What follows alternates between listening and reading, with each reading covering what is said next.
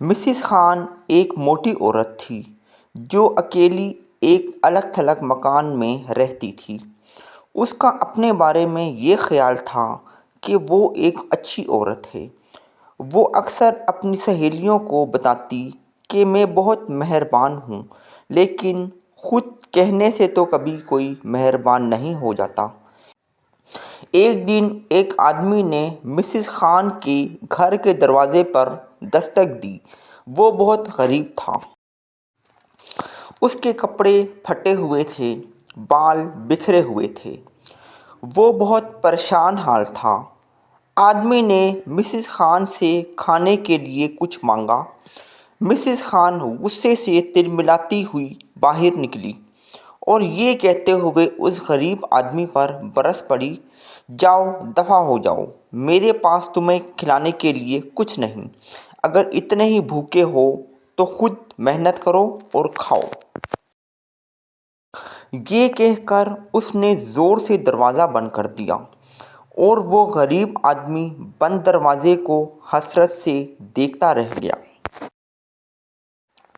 دروازہ بند کرنے کے بعد مسز خان نے اندر جا کر اپنے لیے چائے کا ایک گرم کپ تیار کیا اور مزے لے لے کر پیتی رہی۔ غریب آدمی سڑک کے کنارے چلتا ہوا ایک دوسرے مکان پر پہنچا جہاں مسز بشیر رہتی تھی۔ جوں ہی مسز بشیر کی نظر اس غریب آدمی پر پڑی، حالت دیکھ کر پریشان ہو گئی۔ مسز بشیر نے اسے اپنے پاس بلایا اور کہا، تم تھکے ہوئے دکھائی دیتے ہو اور تمہیں سردی بھی لگ رہی ہے۔ آؤ اندر آ جاؤ اور یہاں بیٹھ جاؤ۔ اگرچہ میرے پاس کوئی چائے وغیرہ نہیں، لیکن تم پریشان نہ ہو۔ میرے پاس ایک روٹی اور 3 سیب ہیں۔ ایک سیب میں کھا لیتی ہوں اور 2 تم کھا لو۔ وہ آدمی اس عورت کے گھر کے اندر گیا اور بیٹھ گیا۔ تھوڑی دیر تک ان دونوں نے باتیں کیں۔ پھر مسز بشیر اور اس آدمی نے مل کر روٹی اور سیب کھائے۔ تب وہ آدمی کھڑا ہو گیا اور مسز بشیر کا شکریہ ادا کرتے ہوئے کہنے لگا، آپ نے مجھ پر بہت بڑا احسان کیا ہے، لہٰذا سورج غروب ہوتے وقت آپ جو کام شروع کریں گی وہ چاند کے نکلنے تک جاری رہے گا۔ پھر اس آدمی نے دوبارہ خاتون کا شکریہ ادا کیا اور اللہ حافظ کہتا ہوا وہاں سے چلا گیا۔ مسز بشیر سوچنے لگی کہ اس آدمی نے کیا عجیب و غریب بات کہی ہے کہ جو کام تم سورج غروب ہونے کے وقت شروع کرو گی وہ چاند کے نکلنے تک جاری رہے گا۔ وہ سوچ میں پڑ گئی کہ اس بات سے اس کی کیا مراد ہے۔ پھر مسز بشیر کو میز پر ایک سیب رکھا ہوا دکھائی دیا۔ وہ خود سے کہنے لگی، بیچارے نے صرف ایک سیب کھایا ہے، جبکہ میری خواہش تھی کہ وہ دونوں کھائے۔ کیوں نہ میں اس بچے ہوئے سیب کو ٹوکری میں رکھ دوں۔ اس نے وہ سیب اٹھایا اور بڑی ٹوکری میں ڈال دیا۔ پھر اس نے مڑ کر دیکھا تو ایک اور خوبصورت سا سیب میز پر رکھا ہوا تھا۔ یہ تو بڑی عجیب بات ہے، میں نے ٹوکری میں سیب ڈال دیا تھا مگر یہ پھر کہاں سے آ گیا؟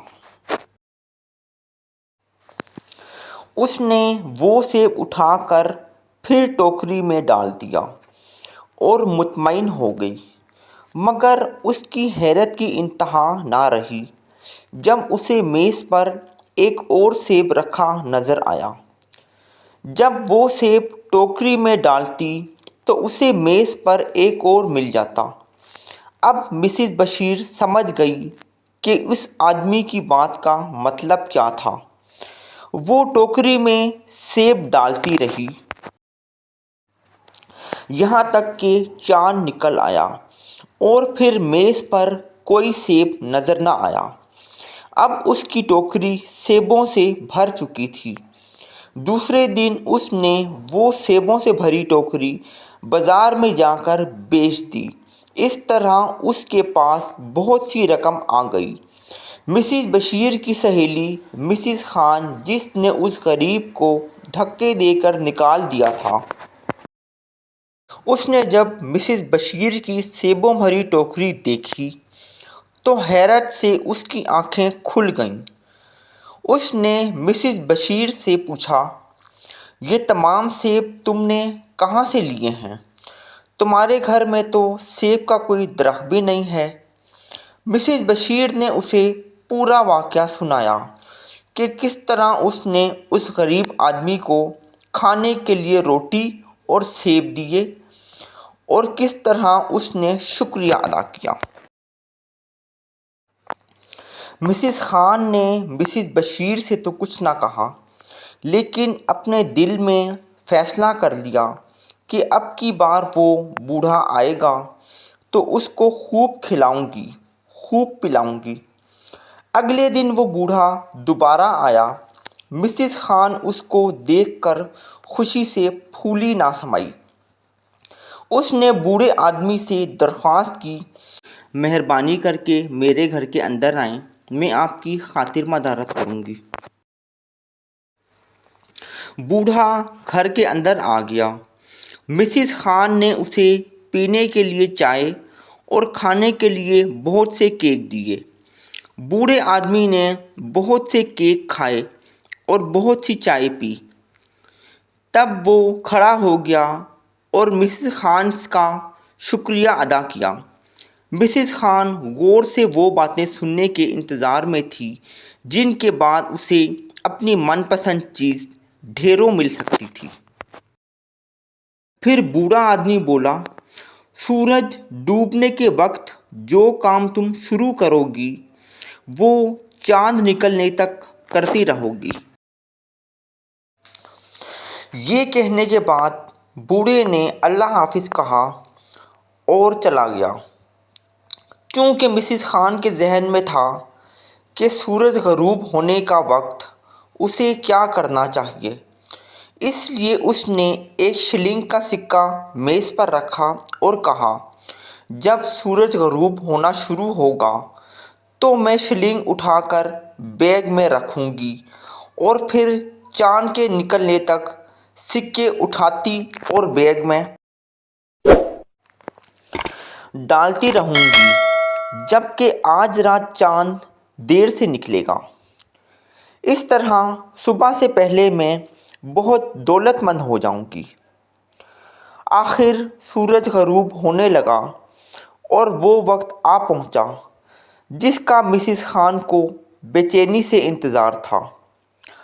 سورج غروب ہونے کے قریب ہی تھا کہ مسز خان بے دہانی میں تیزی سے مڑی، جس کے نتیجے میں وہ میز پر رکھے ہوئے چائے سے بھرے برتن سے ٹکرا گئی اور چائے فرش پر گر کر بہنے لگی۔